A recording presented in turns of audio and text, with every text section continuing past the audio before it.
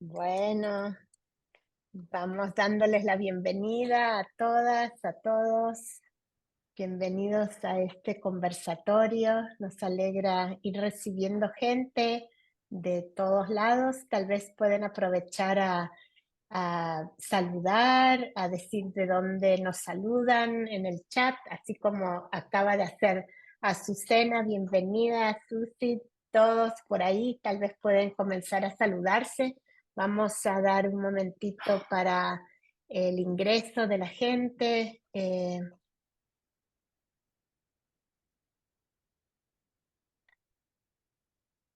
Entonces, nos saludan desde varios lugares.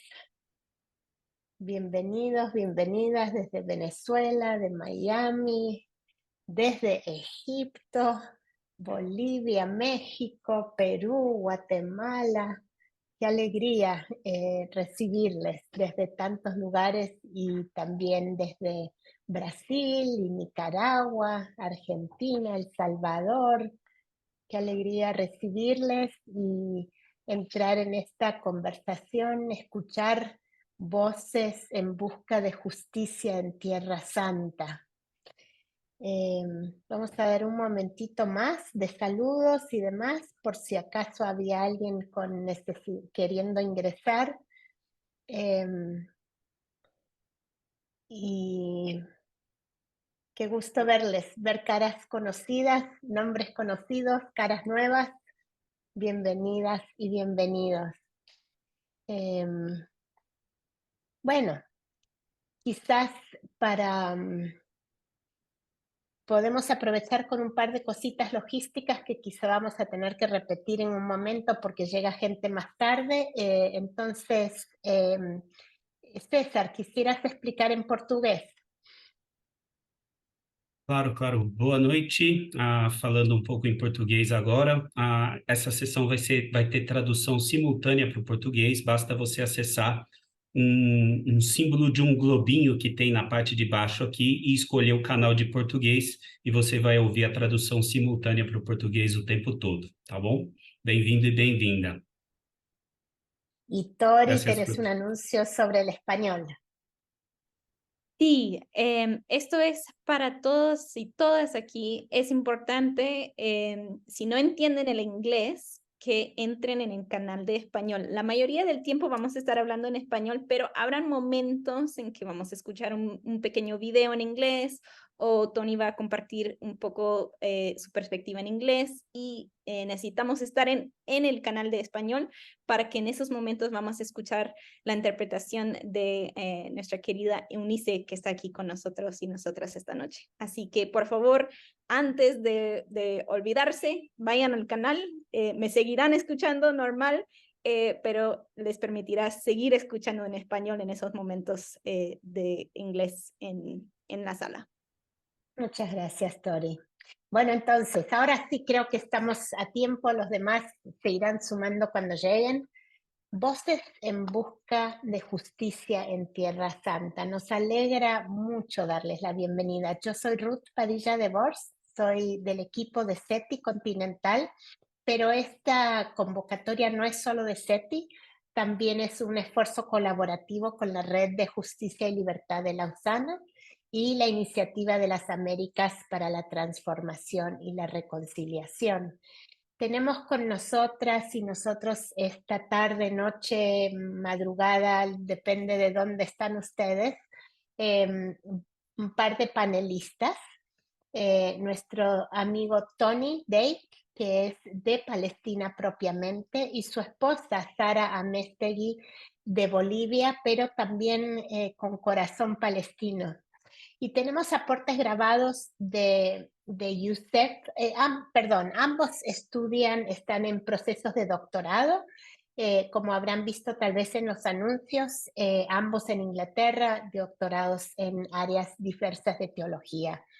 Y luego vamos a tener también aportes grabados de Youssef Al-Khoury de Gaza. Él es profesor en estudios bíblicos y misión en Belén, en el seminario allí, y está trabajando en un doctorado en interpretación contextual en Ámsterdam.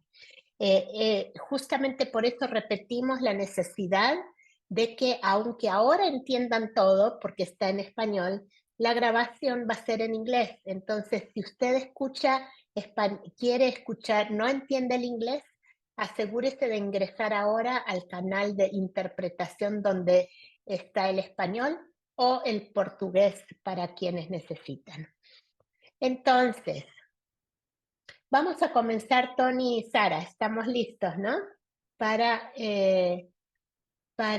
comenzar nuestra conversación tenemos algunas preguntas. Vamos a tener un tiempo de escucharles a ellas, a él, a ella. Vamos a tener luego un tiempo en pequeños grupos con una oración guiada y luego concluiremos con un tiempo de preguntas y respuestas, una conversación de todos. Este es un poquito el orden de nuestro tiempo comunitario hoy. Entonces vamos a comenzar con esta pregunta. Simplemente cuéntenos qué mismo está pasando ahora en Gaza y Cisjordania. Para esto también nos va a ayudar el video de Youssef y luego comentarios de Sara o Tony.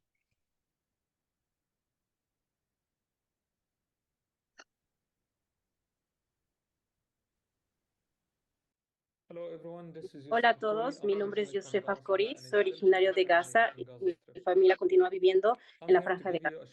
Estoy aquí para darles una pequeña actualización y contexto de la situación en Gaza en este momento. Antes que nada, es muy crítico dar un poco de contexto. La Franja de Gaza es un pequeño pedazo de tierra junto al mar Mediterráneo.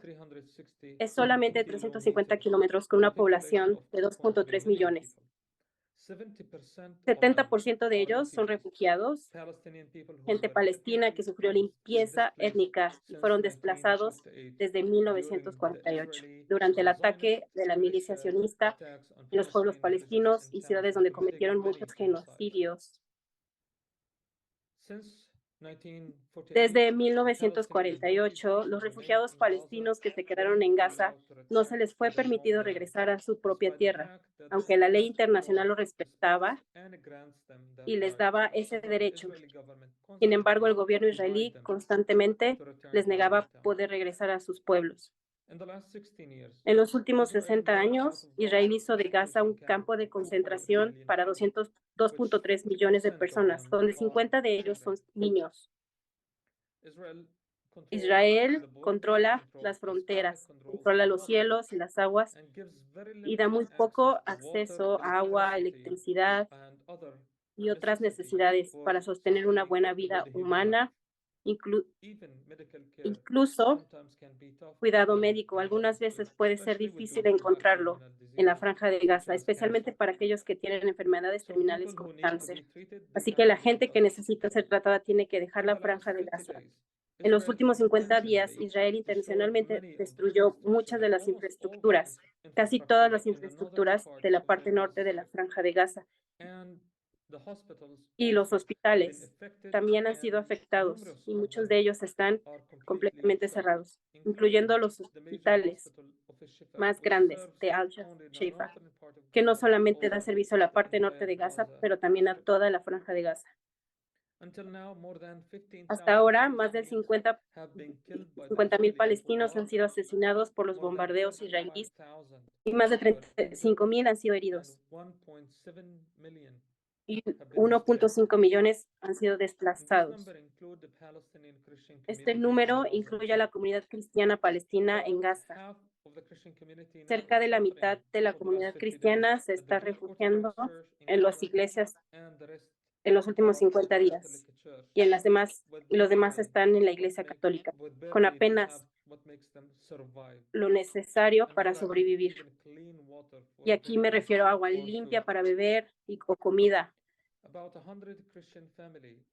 Cerca de 100 familias cristianas perdieron sus casas, 55 casas destruidas y 45 casas parcialmente, pero que ya no se pueden habitar. Lo que estamos testificando en Gaza en este momento es de hecho una opresión y una limpieza étnica y un genocidio contra la gente indígena de Palestina en Gaza. Lo que estamos viendo es el desarrollo de la colonización israelí con todo su poder, crímenes de guerra contra la humanidad en la Franja de Gaza. A pesar de todas estas dolorosas realidades, estamos todavía con esperanza en el Dios que interviene en el momento Kairos. Creemos que Dios va a intervenir y que va a traer restauración, porque lo que esperamos es paz, que traiga de regreso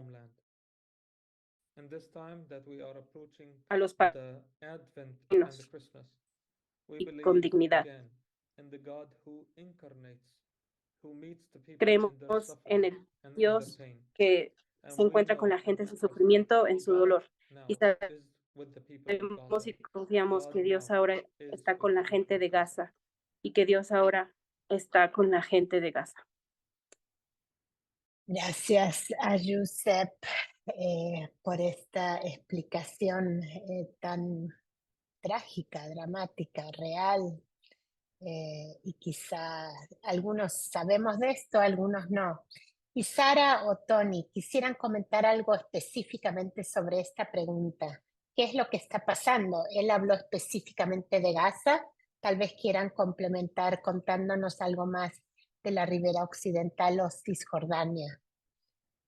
Gracias, Ruth. Sí, Yusef nos ha dado una breve actualización de lo que está pasando en Gaza y la situación de los cristianos allá.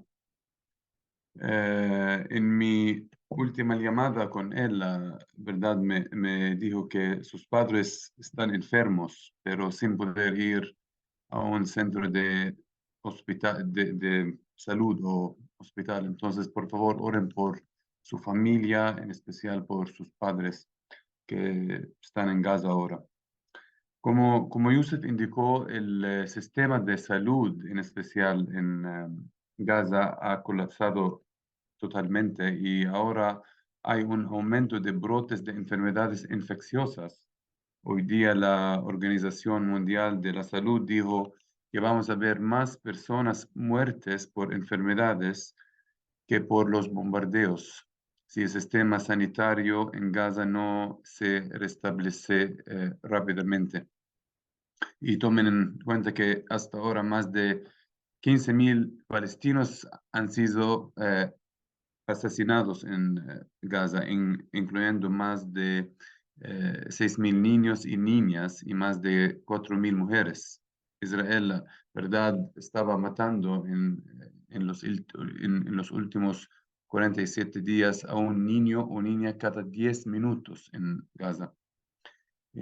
Hoy es el quinto día de la pausa humanitaria y esta tarde escuché el ministro israelí Benny Gantz diciendo que van a seguir atacando después de la pausa.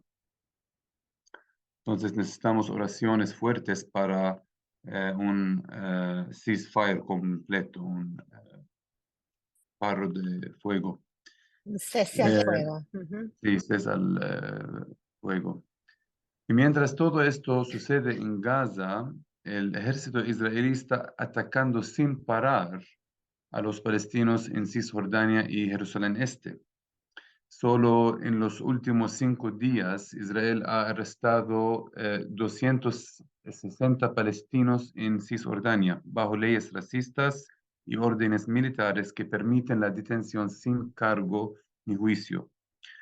Los encarcelados están sufriendo torturas duras, a veces 6 o 7 guardias golpean a un detenido por todo el cuerpo. Muchos palestinos que Israel ha liberado como parte de los acuerdos de intercambio de encarcelados han sido atacados y torturados brutalmente antes de su liberación. Llamé a mis padres que viven en Belén el otro día y me dijeron que el ejército israelí está cada día en Belén. Mi papá me dijo que evita salir lo más posible por el miedo de no retornar a la casa. Desde el 1 de enero hasta ahora, las fuerzas y los colonos israelíes han matado a casi 400 personas en Cisjordania y Jerusalén Este, incluyendo 43 niños. Además, el ejército israelí, todo esto está pasando en Cisjordania. El ejército israelí está invadiendo sin parar cada día pueblos y ciudades de Cisjordania, demoliendo casas de civiles, dañando infraestructuras y abriendo fuego contra los palestinos. Además de las acciones del ejército israelí, hay más de 700,000 colonos en Cisjordania y Jerusalén Este, que viven en casi 2.080 colonias ilegales según el derecho internacional. Muchos de los colonos israelíes están armados y atacan continuamente ciudades y pueblos palestinos, y ahora aún más, el gobierno israelí está distribuyendo miles de rifles a estos colonos. Solo en el último mes, la ONU ha registrado 202 ataques de colonos israelíes contra palestinos. Hasta ahora, este año ha sido el año más sangriento en Cisjordania desde el 2006.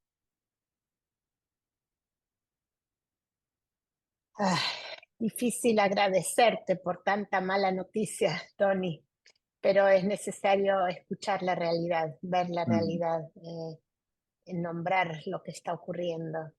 Y obviamente nos nace, aquí estamos, bastante lejos de Jerusalén, de Belén, de Cisjordania, de Gaza, y la pregunta es, ¿cómo podemos nosotros desde América Latina comprender mejor el contexto más amplio de la guerra? Porque ahora estamos hablando de lo que está ocurriendo ahora mismo, Exacto. pero esto tiene una historia más larga, ¿no? Entonces, quizá quieran contarnos un poquito sobre eso para ubicarnos. Hay quienes entre nosotros quizás no sabemos de dónde surge toda esta realidad.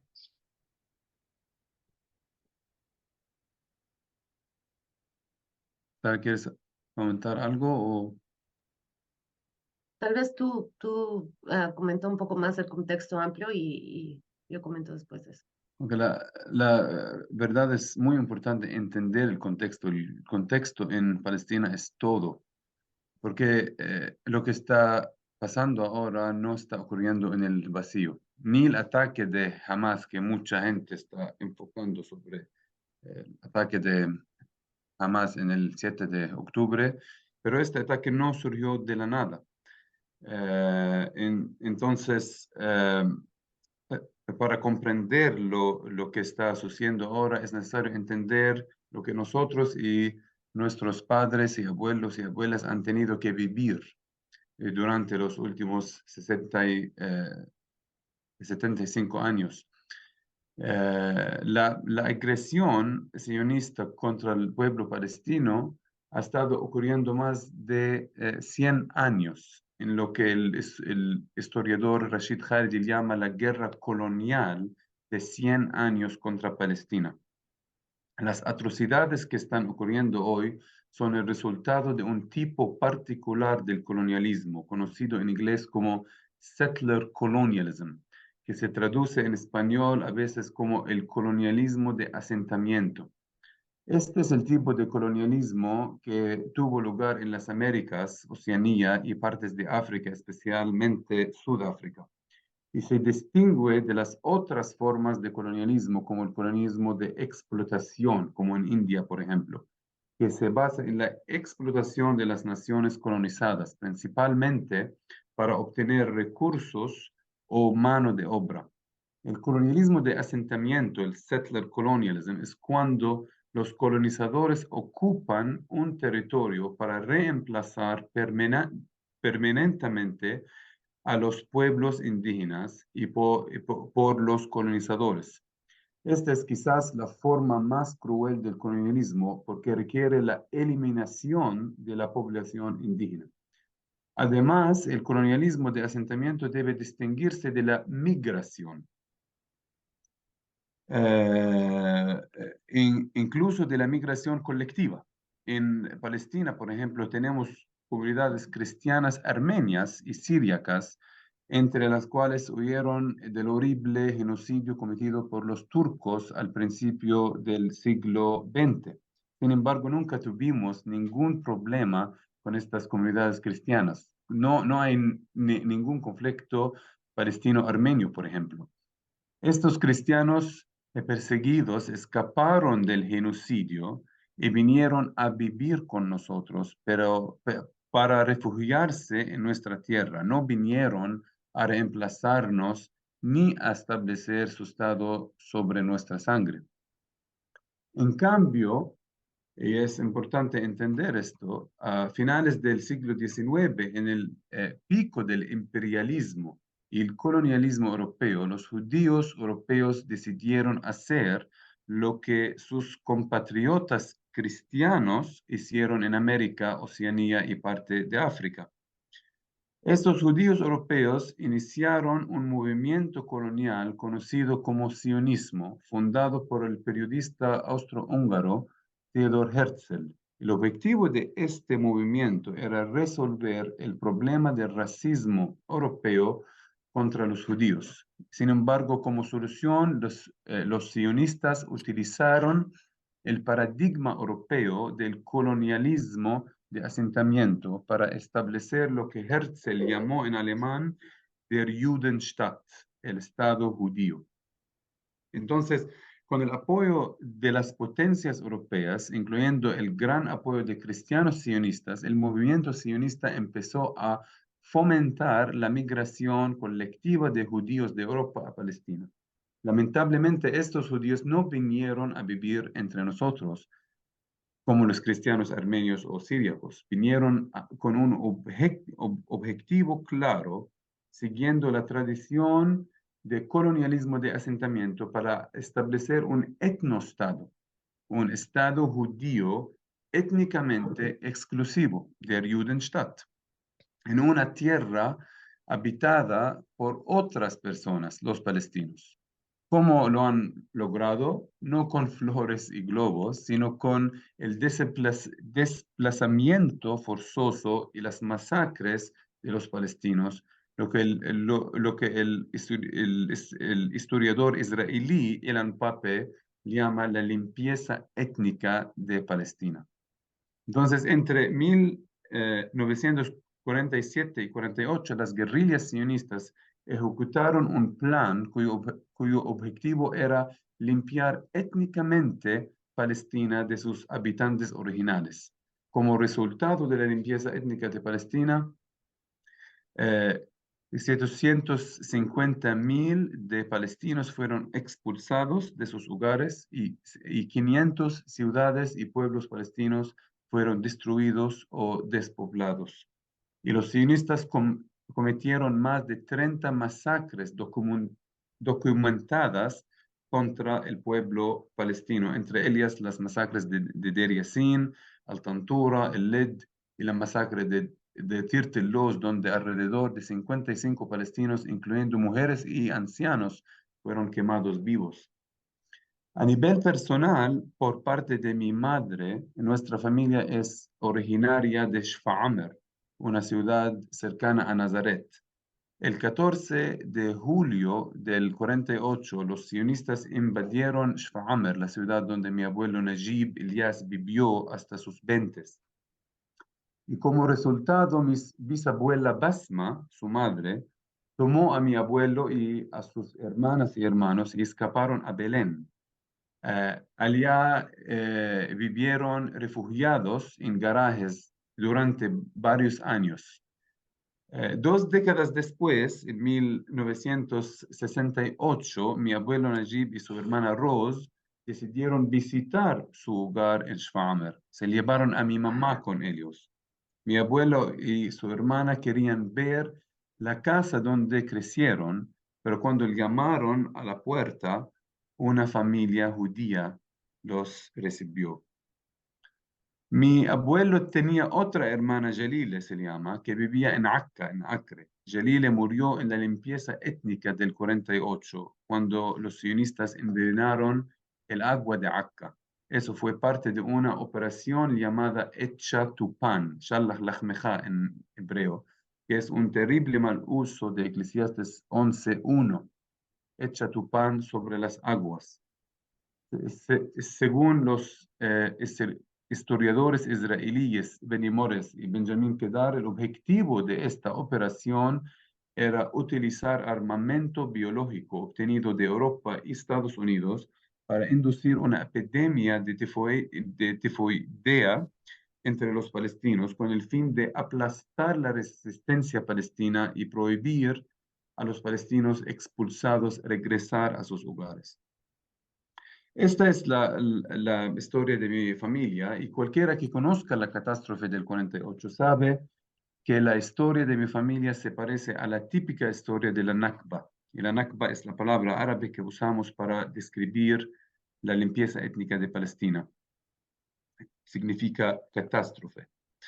La Nakba del 48 se resume mejor en las palabras de David Ben Gurion, el primer ministro de Israel. El 9 de octubre del 1949, David Ben Gurion dijo lo siguiente: ninguno de los comentaristas de la Biblia, judíos o no, ni en la Edad Media ni en la actualidad, podría haber interpretado los capítulos de Josué, del libro de Josué, como lo hicieron las fuerzas israelíes el año pasado. Este es el primer ministro de Israel, en 1949. Ninguno de los comentaristas de la Biblia podría haber interpretado los capítulos de Josué como lo hicieron las fuerzas israelíes el año pasado. Creo que esta cita no necesita mucho comentario.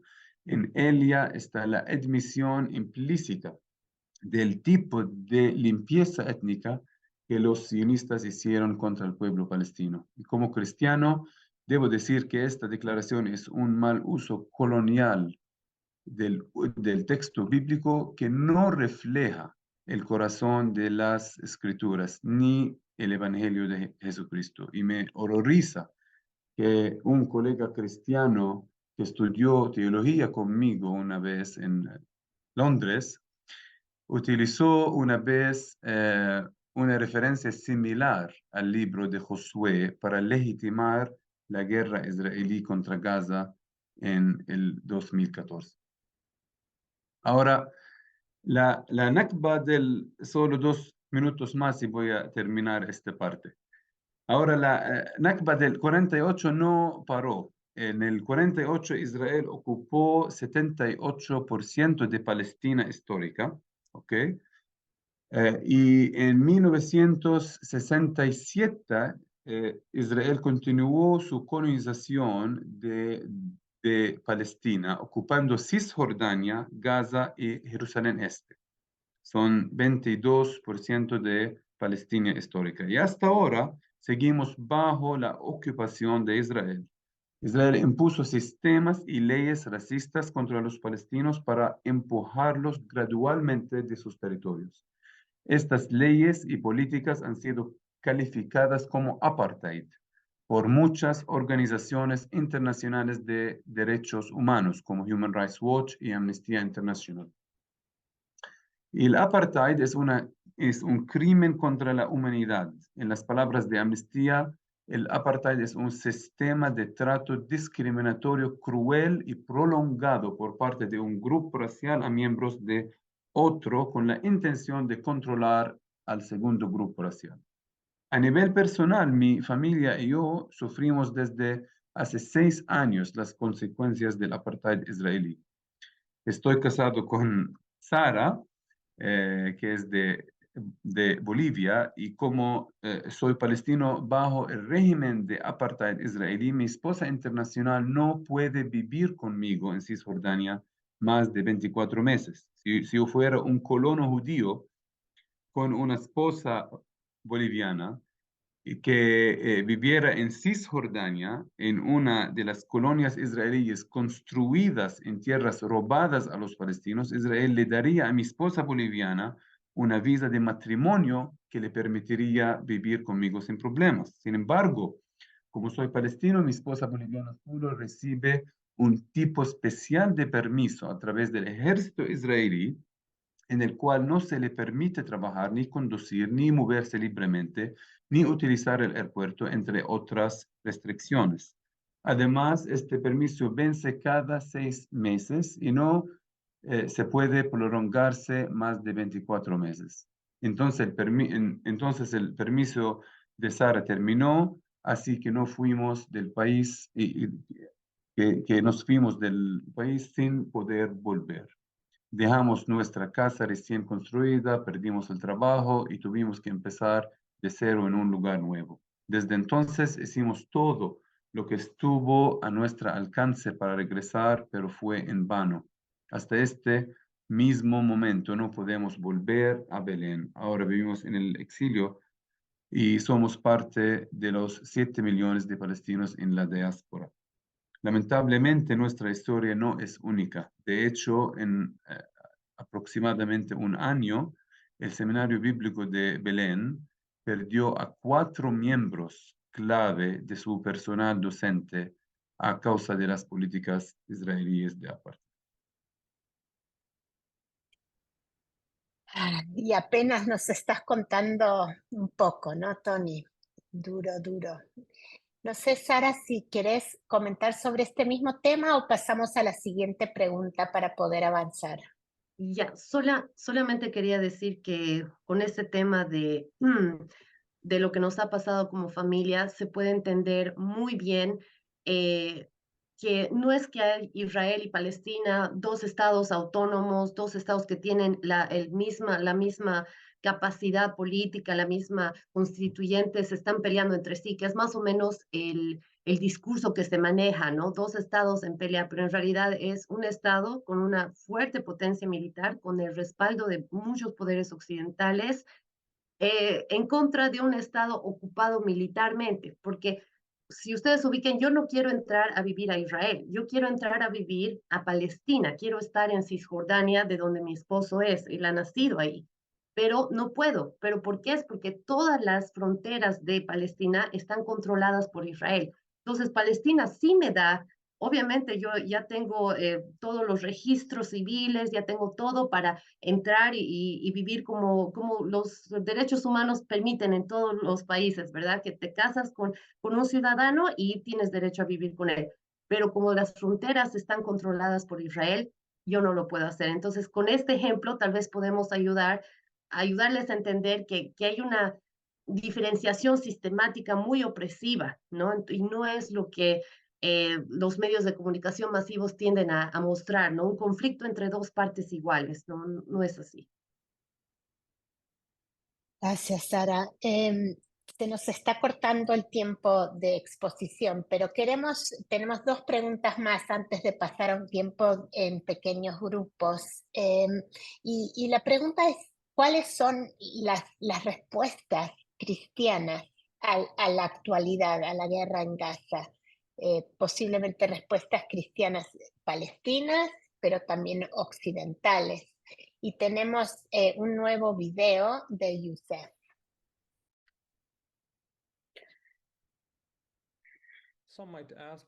Algunos preguntarán, y con mucha razón, ¿cuál es el rol de la Iglesia Occidental en la colonización?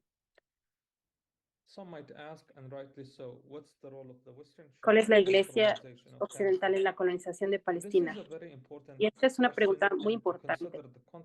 Y para considerar el contexto más amplio de la colonización europea y su historia, no solamente en la región del Medio Oriente, sino también el mundo donde la Biblia fue usada como un arma contra los indígenas en todo el mundo. Palestina es particular. Podemos ver en los 1800 que hubo un movimiento entre los cristianos en Europa y Norteamérica que tomaron la Biblia literalmente y pensaron que la interpretación de las profecías del Antiguo Testamento se cumplirían cuando los judíos pudieran regresar a su tierra de origen, que es Palestina. Entonces, el sionismo judío, de hecho, viene mucho después del sionismo cristiano. Entonces, podemos ver que el sionismo cristiano es un prototipo del sionismo en general, como una idea colonizadora que usa la Biblia como un arma contra los indígenas de Palestina. Los cristianos, de hecho, fueron los que inventaron el primer eslogan de idea colonizadora, una tierra sin gente para una gente sin tierra. Y fue, de hecho, una invención cristiana, porque los cristianos misioneros en el occidente sabían que había palestinos que vivían en Palestina, pero que eran inconsiderados de los valores de los indígenas a la tierra. Así que apoyaron el proyecto del asentamiento colonial que alrededor de 100 años después tomaría lugar en Palestina. Y vemos cómo se desarrolla. En 1917, cuando Arthur Balfour, el primer ministro de Relaciones Exteriores en el gobierno británico, promete Palestina a el movimiento sionista. Y de hecho, Arthur Balfour era un cristiano comprometido que se apegaba a la idea sionista cristiana. Hasta el día de hoy, lo que vemos en lugar es, de hecho, en realidad, una devastadora realidad de la alianza entre la Iglesia del Occidente y el régimen colonizador, que ahora destruyen y cometen genocidios en Gaza. Por los últimos 50 días hemos visto un fenómeno muy peligroso, especialmente en algo que hemos sabido desde hace mucho y no hemos visto tanta manifestación como en los últimos 50 días. Es cuántos cristianos, teólogos, pastores y la iglesia ahora viendo el genocidio tomando lugar en Gaza, que es parte del plan de Dios para los judíos y para el mundo, para prepararse para la segunda venida de Cristo. Incluso hoy que he visto videos de cristianos yendo a las bases militares israelíes cerca de Gaza y firmando sus nombres y escribiendo sus deseos en los misiles que van a matar a los palestinos después en Gaza. Así que esto es un peligroso matrimonio entre fe y cristiandad y los militares y el colonialismo, del que necesitamos estar conscientes, y del uso de la Biblia como un arma en contra de los palestinos por los últimos 75 años, al menos. Ha sido catastrófico para la comunidad cristiana aquí. En las palabras de Naim Atik, lo que hemos visto, no solo la crisis humanitaria o el Nakba humanitario, pero también una identidad de catástrofe por la colonización israelí, pero también la catástrofe de la fe, la crisis de la fe, por ver cómo los cristianos en el occidente han traicionado a los cristianos palestinos en los últimos 75 años y cómo han usado la Biblia como una arma para justificar la opresión y la colonización de los palestinos, incluyendo los cristianos.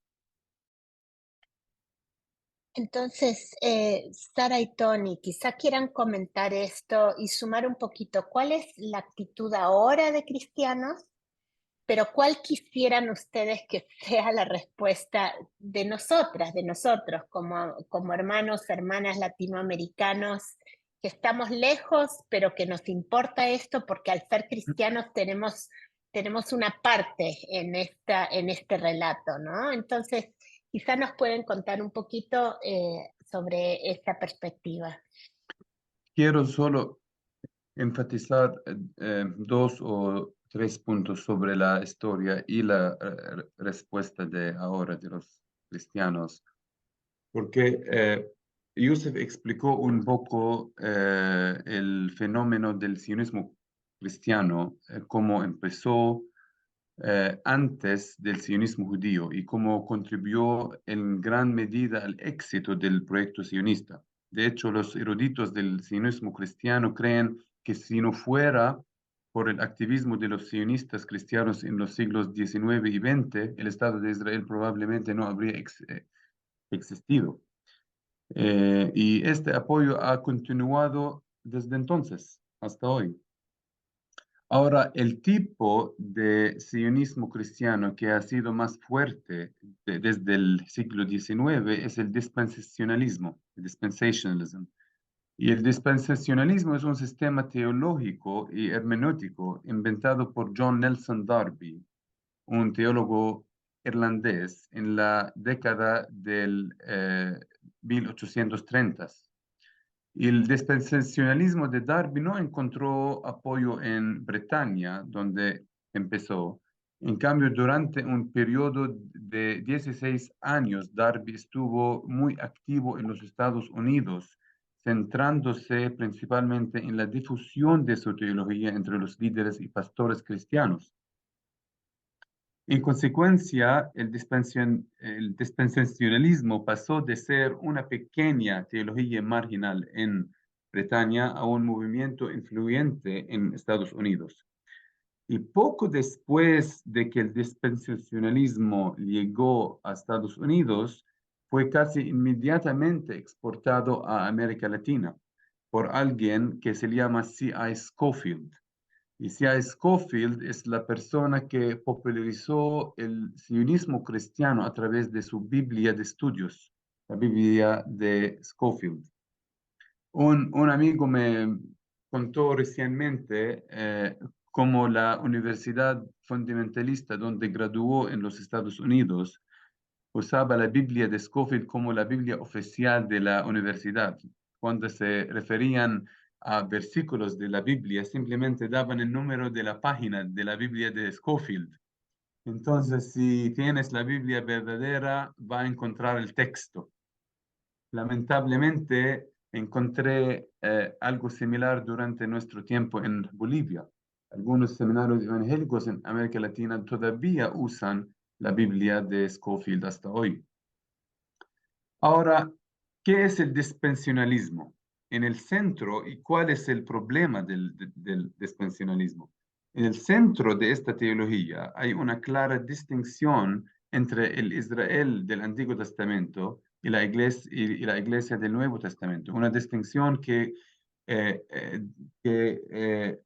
contrasta con la teología del Nuevo Testamento, que ve a Cristo como el cumplimiento de todas las promesas del Antiguo Testamento, como Pablo ha dicho. Todas las promesas que ha hecho Dios son sí en Cristo. El problema del dispensacionalismo es que margina a Cristo y en lugar de decir que Jesús cumple las promesas a Abraham e Israel, el dispensacionalismo básicamente dice que parte de esas promesas se cumplen en Jesús y parte de ellas en el movimiento sionista, como si Jesús estuviera en competencia con Theodor Herzl y el movimiento sionista. Ahora, el dispensacionalismo es la teología detrás de muchas de las manifestaciones radicales del sionismo cristiano, como aquellas de las que habló Yusef, de cristianos escribiendo sus nombres en cohentes enviados a Gaza, o como alguien a quien conocí aquí recién, que dirigió una reunión espiritual en un campamento militar israelí. Sin embargo, en el último mes vemos con horror otras manifestaciones del sionismo cristiano, tal vez que son más peligrosas. Estas manifestaciones no están directamente relacionadas con el dispensacionalismo, sino con el imperialismo occidental y con el uso de la teología para justificar guerras y el colonialismo. Por ejemplo, la conocida revista Christianity Today y su editor jefe han publicado horribles artículos apoyando la guerra de Israel contra Gaza. Una carta con más de 2.000 firmantes, entre ellos presidentes de seminarios bautistas, etcétera, y pastores y líderes cristianos han expresado su pleno apoyo a la guerra de Israel. La Coalición por el Evangelio, the Gospel Coalition, ha publicado artículos con un énfasis similar. La Sociedad de la Literatura Bíblica, SBL, ha publicado declaraciones dándonos ejemplos paradigmáticos sobre la teología imperialista, es decir, teólogos de poder y privilegio dando legitimidad a las guerras de los poderosos. Incluso el arzobispo de Canterbury acá y la Cámara de Obispos de la Iglesia de Inglaterra han apoyado fuertemente la guerra de Israel contra Gaza.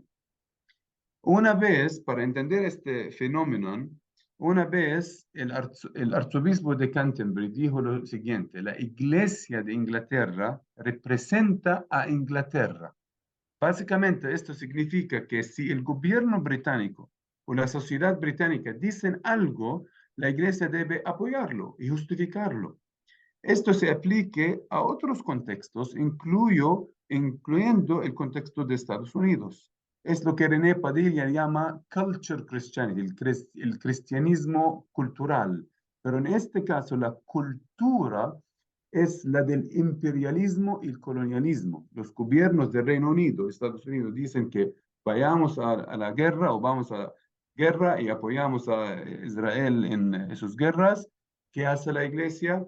Apoya y da legitimación teológica y bíblica. De esta manera, la Iglesia está dando al imperio y a los poderosos lo que Mitri Raheb, nuestro teólogo, llama el software que permite y justifica las guerras, el imperialismo y el colonialismo. Mi querida suegra, Charito, una mujer boliviana de Dios, me dijo una observación muy profunda, que la razón por qué muchos cristianos occidentales legitiman y justifican la guerra israelí contra Gaza es que no se ha arrepentido del colonialismo y el imperialismo.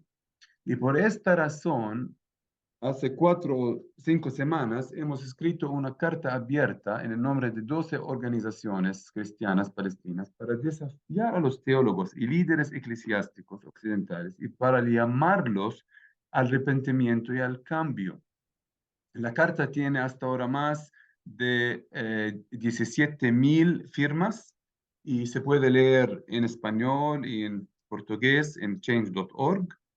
Y ahora nos acercamos al Adviento, un tiempo dedicado al arrepentimiento. Y nuestra oración es que los líderes y teólogos cristianos occidentales en especial, que han estado legitimando el genocidio de Israel, se arrepientan de su complicidad y se vuelvan a Jesús y su ética de amor y justicia. Entonces, gracias, Tony. Quizás, Sara, solo brevemente para que podamos tener tiempo para más preguntas de los participantes. ¿Qué esperarían de parte de personas como quienes estamos aquí en esta llamada? ¿Cómo podemos apoyar como cristianos, como hermanos y hermanas en medio de esta realidad? Sí, quería a ver si puedo compartir ¿pueden ver el PowerPoint? Sí, perfecto. Bueno, algo que nos ha ocurrido, que hemos visto, es que hay un despertar global a la realidad en Palestina. Y bueno, como siempre, si vamos a hacer un análisis de los medios masivos de comunicación tradicionales como la BBC de Londres o el New York Times, o sea, todavía vemos que tratan de ser imparciales, pero si tú analizas el discurso que manejan, es engañosamente parcializado, ¿no? Si bien los titulares señalan, por ejemplo, que cuando matan a los israelíes, los titulares van a decir que los palestinos simplemente mueren, ¿no? Incluso ha habido un estudio en el 2019 sobre los años de cobertura del conflicto en los titulares estadounidenses, y este estudio muestra que los medios masivos estadounidenses tienen el doble de probabilidades, más del doble, de citar fuentes israelíes antes de fuentes palestinas. En estos días hemos visto, por ejemplo, que ha habido han soltado, han liberado a rehenes israelíes y palestinos. Y cuando Hamas libera a los rehenes israelíes, se dicen los niños han sido liberados. Pero cuando Israel libera a presos políticos que son niños, los titulares dicen menores de 18 años, ¿no? Entonces ahí ustedes pueden ver una parcialidad, es casi como una guerra mediática que está ocurriendo en Palestina, y algo que ha ocurrido especialmente ya desde principios de octubre es que los millennials, la generación Z, ya no están confiando tanto en los medios tradicionales de comunicación, pero están dispuestos a escuchar narrativas desde las redes sociales, ¿no? Entonces, ahí vemos el rol que han tomado jóvenes palestinos que están mostrando las historias, mostrando lo que está ocurriendo desde Gaza, ¿no? Entonces, por ejemplo, me gustaría mucho que ustedes también como latinoamericanos puedan seguir a personas como Motaza Saiza, que es un fotógrafo en Gaza. También hay otras reporteras, Plestia, que también están en Instagram. Eh, otra joven palestina es Bisan. Y lo que me interesa de esto es de que, como nos contaba Tony, o sea, mucho de las atrocidades que han ocurrido en Palestina, la comunidad internacional no sabía al respecto. Recién ahora nos estamos enterando, después de que están saliendo, ¿no? Los informes de archivos militares desde Israel sobre el masacre que Tony nos contaba que ocurrió en su familia con Der Yassim, el desplazamiento forzoso de 1948. Entonces, ahora las redes sociales están democratizando el saber aún más, ¿no? Entonces, yo creo que como cristianos se nos ha dicho siempre, ¿no? Tenemos que agarrar la Biblia de un lado y el periódico del otro, pero creo que hay que también reflexionar qué periódico, ¿no? No simplemente, sí, estamos siendo informados y nos vamos a informar, pero un cacho es reflexionar aún más qué información estamos siguiendo, ¿no? Y me encanta, es algo que hemos aprendido bastante bien de René Padillas, es cómo Jesús hacía de la periferia el centro, ¿no? Nazaret era la periferia, pero Jesús hacía que ese sea el centro de su ministerio. Entonces, escuchar voces palestinas, tal vez que no son centralizadas por el poder mediático, me parece muy importante que podamos hacer como como latinoamericanos, y también leer diferentes opciones a lo que se nos ha tocado con el dispensacionalismo. O sea, si trazamos históricamente, cuando hay ese boom del dispensacionalismo después de la guerra civil en Estados Unidos, las visiones a América Latina son las primeras que llegan, ¿no? Y llega Scofield, llega esta idea de que la única forma de leer el Apocalipsis es mediante la raptura, el dispensacionalismo, el mileniarismo histórico. Entonces, yo me acuerdo que crecí con miedo. Aquí está mi hermana, ella no me va a dejar mentir, le tenía terror al fin del mundo porque, bueno, con todas las historias de lo que iba a ocurrir, tenía miedo el 2000, pero nunca ocurrió, ¿no? O sea, siguen atrasando libro tras libro que predicen. Entonces, yo creo que es importante desde América Latina repensar cómo estamos leyendo el Apocalipsis, y un teólogo desde Latinoamérica excelente para eso es Juan Stam.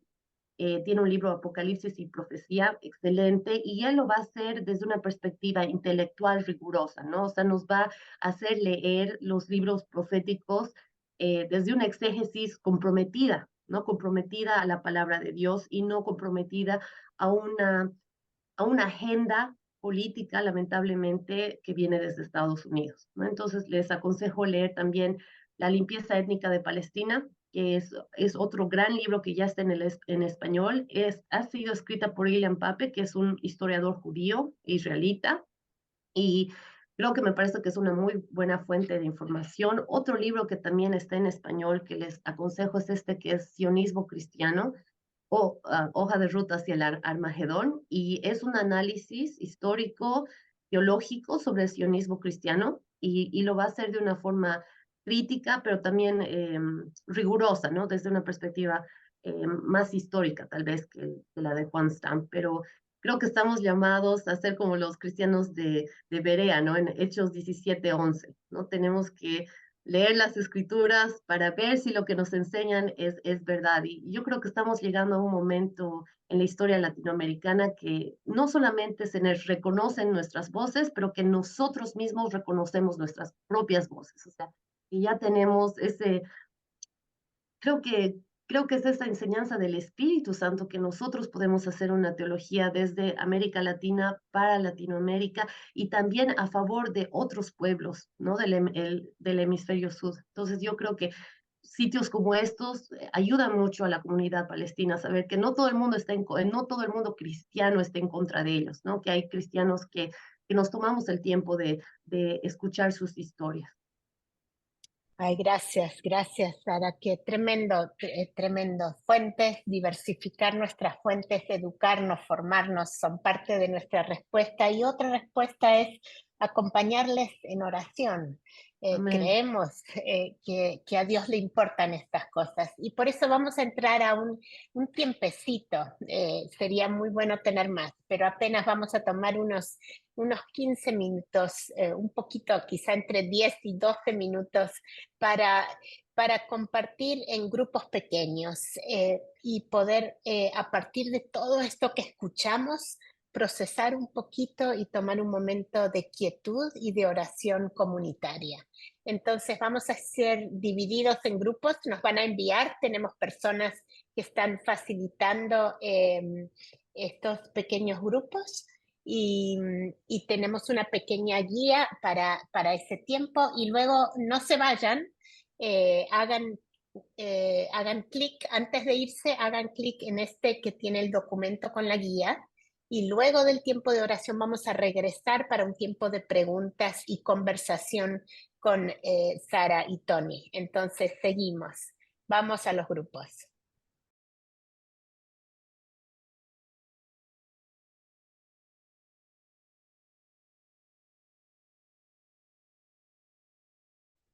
Bueno, si les ocurrió en su grupo lo que en el nuestro, se nos hizo demasiado corto el tiempo. Hay mucho por procesar, hay mucha necesidad de nombrar, de confesar, de dolernos, de querer acompañar, de orar.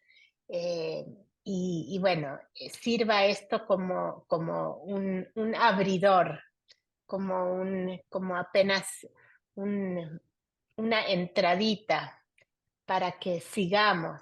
Y tenemos estos próximos minutos para eso, para compartir quizá preguntas que nos surgieron. Recordemos que somos varias personas, veo que somos 45 personas y si cada uno habla todo lo que quiera no nos va a dar tiempo a nadie. Entonces seamos lo más precisos posibles. Pongamos en el chat preguntas específicas para escuchar de parte de Sara y de Tony en esta conversación.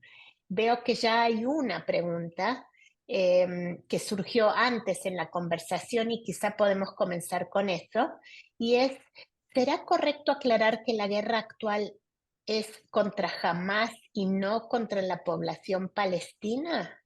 Es la pregunta.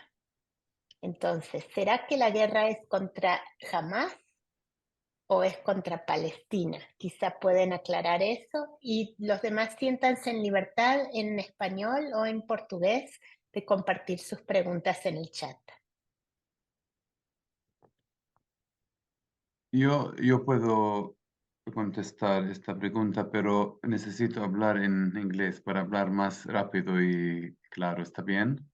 Si cambiamos al inglés. Entonces, manténganse Gracias. cada uno en su canal de español o portugués y podrán escuchar una traducción.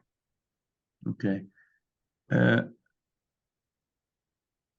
The main problem for us. El principal problema para nosotros. Ok, un ratito voy a cambiar original audio. Ok, sorry. Ahora ¿me están escuchando bien? Okay.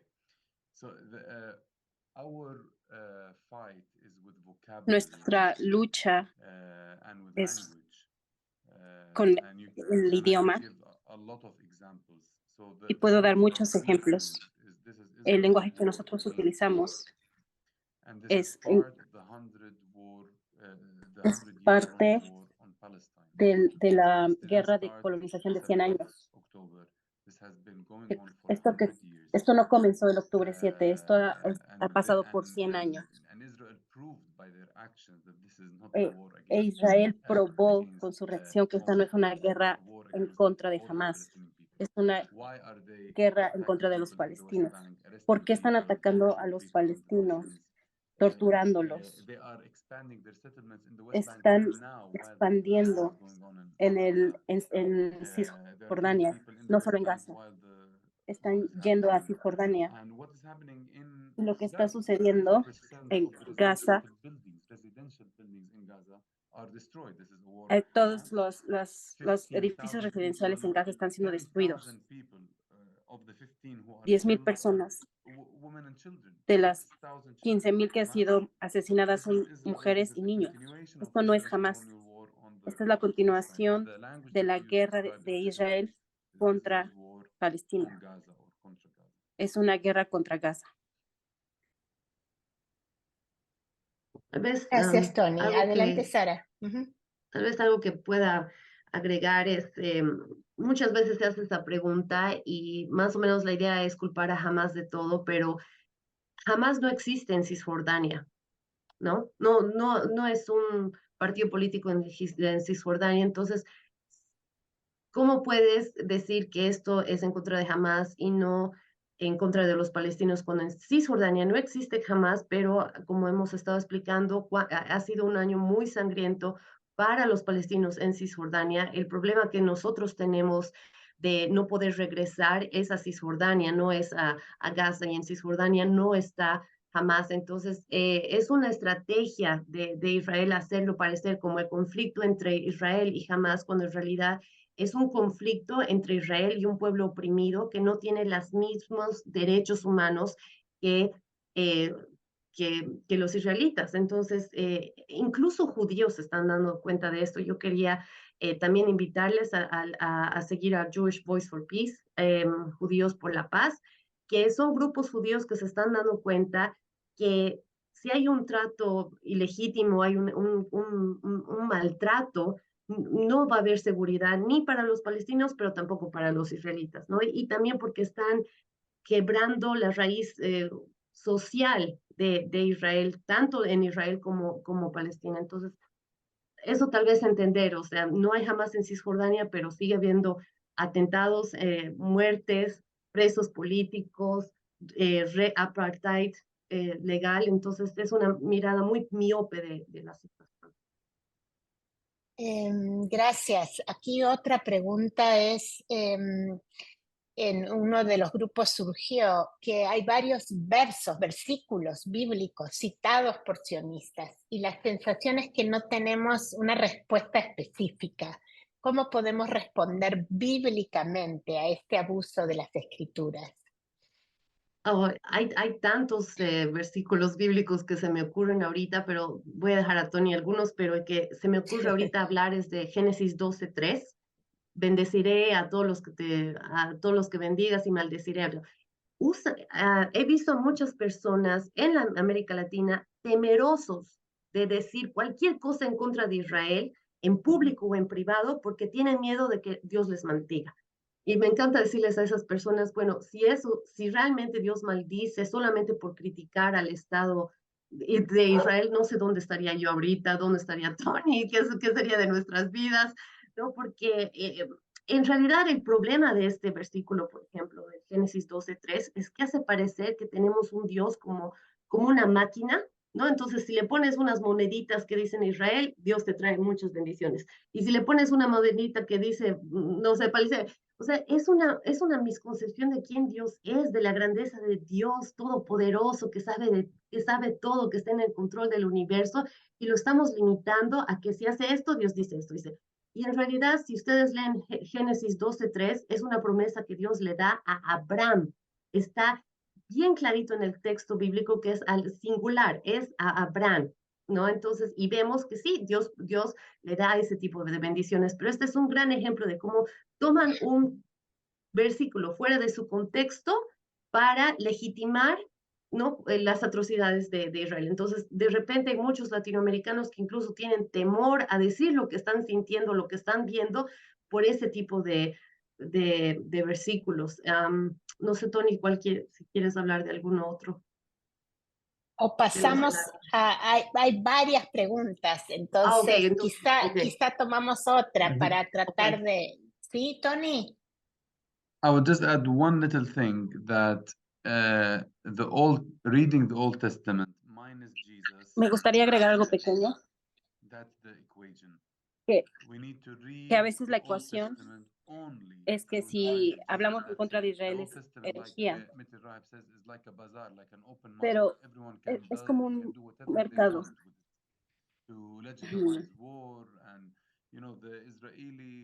Los israelíes de asentamiento van con el libro de Josué para reclamar tierra.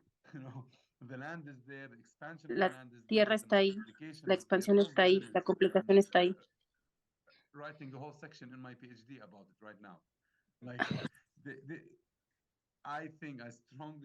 Yo creo que es la única manera en que podemos hacer esto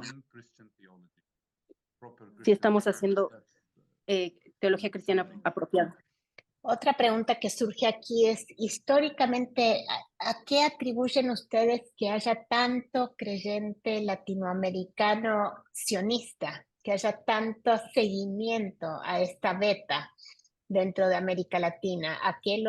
¿Por qué piensan que eso ocurre? Bueno,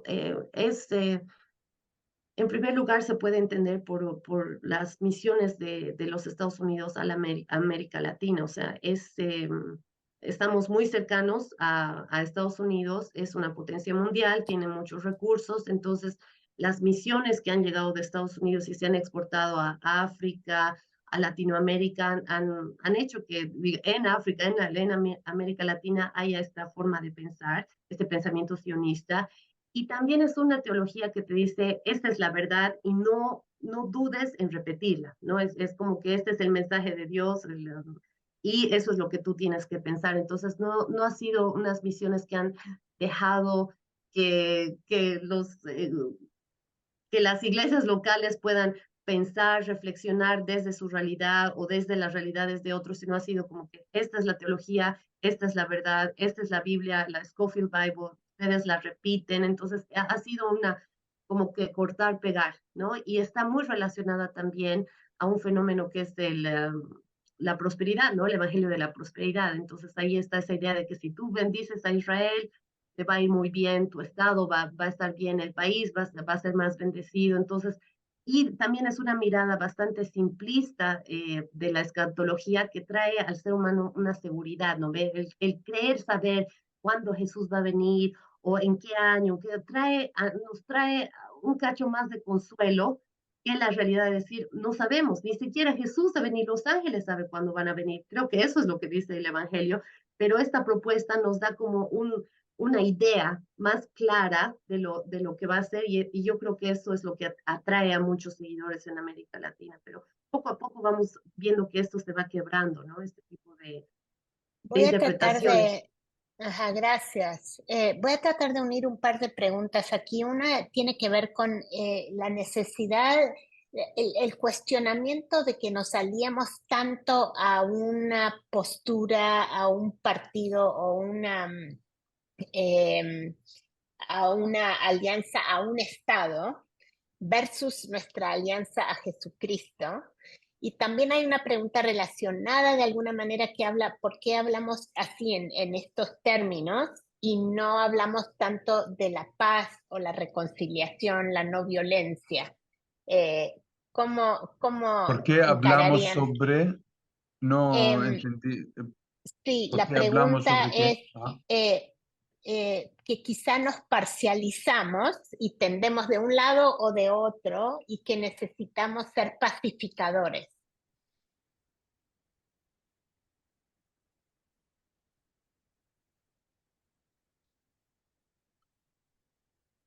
I'll take the last question. I think,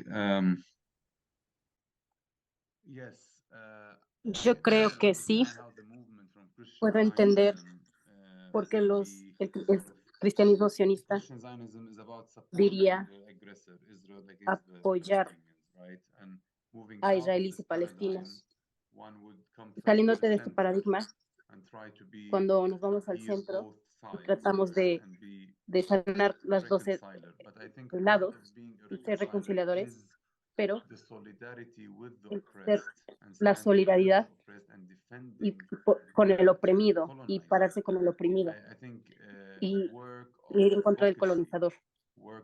Nuestra voz de advocacia y de justicia va a llevar a paz. la parte de ser hacedores de paz, es ser advocar y luchar por el derecho del oprimido.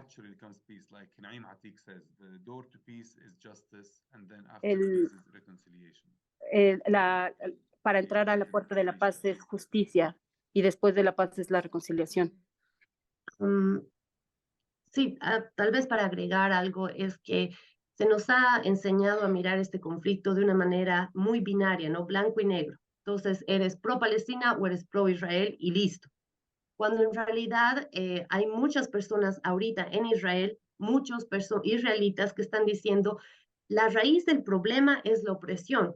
Y si seguimos oprimiendo al pueblo palestino, va a seguir habiendo la violencia. Entonces, hay israelitas dentro de Israel que están diciendo, es un problema que tenemos que atacar desde el centro. Y también es muy importante hablar que sionismo no es sinónimo de judaísmo. El sionismo es una corriente política laica y el judaísmo es una religión. Entonces, cuando confundimos estos términos y cuando decimos o eres pro-Palestina o eres pro-Israel, estás viendo un problema que es tan complejo, de una manera tan binaria y tan simplista, que no estamos ayudando en nada a que las cosas mejoren.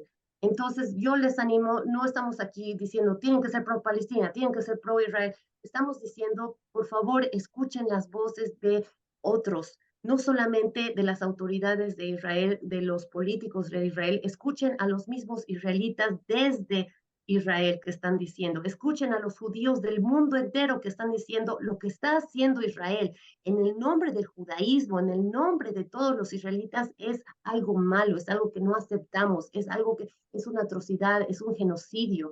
Hay muchas víctimas del holocausto que están hablando ahora y dicen, nunca más en mi nombre.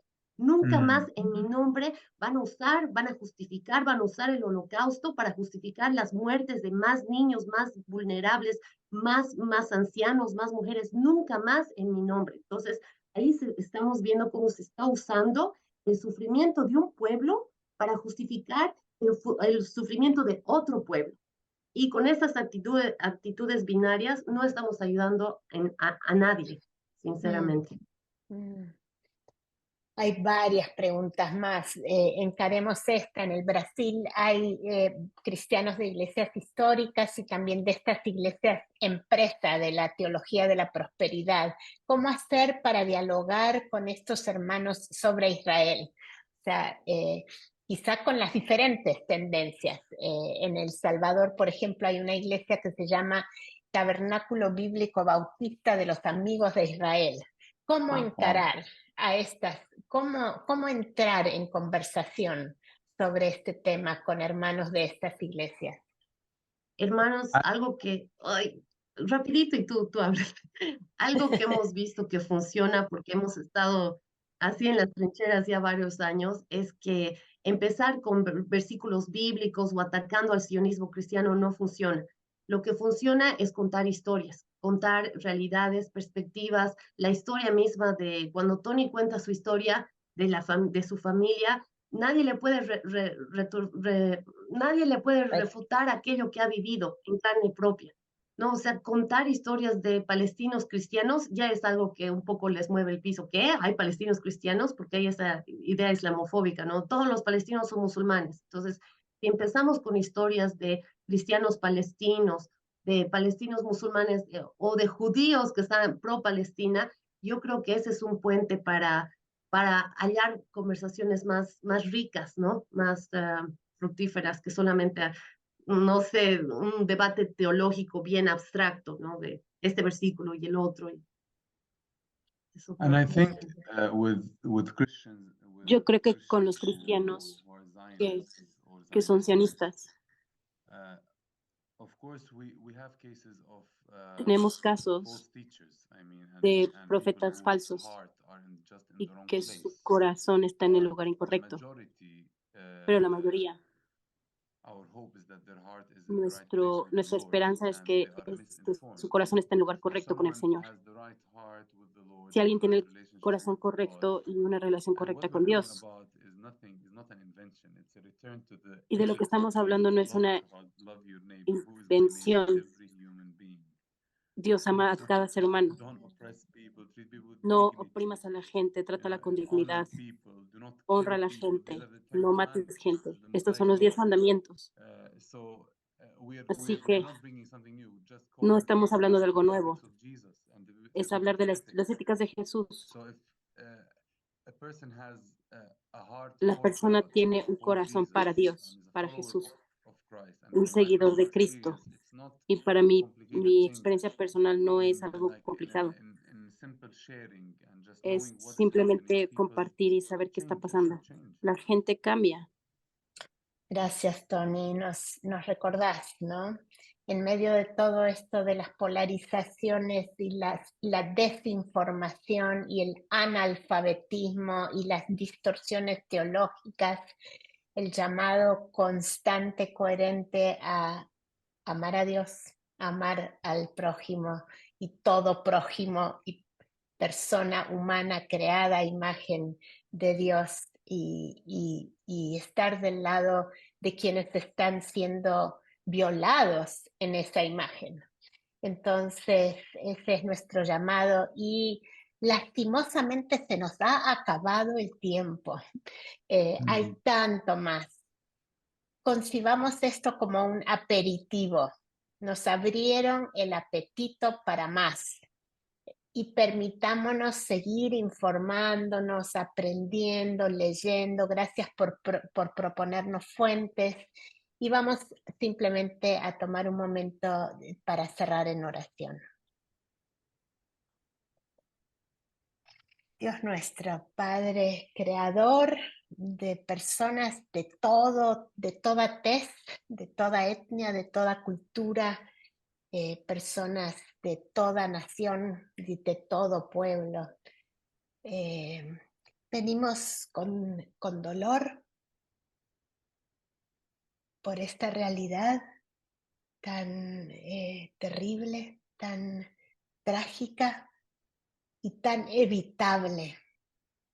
Venimos con dolor por las familias, por las niñas, los niños, los adultos, las personas que están en este mismo momento sufriendo desplazamiento, muerte de seres queridos, pérdida de hogares, pérdida de medio de vida. Venimos con dolor.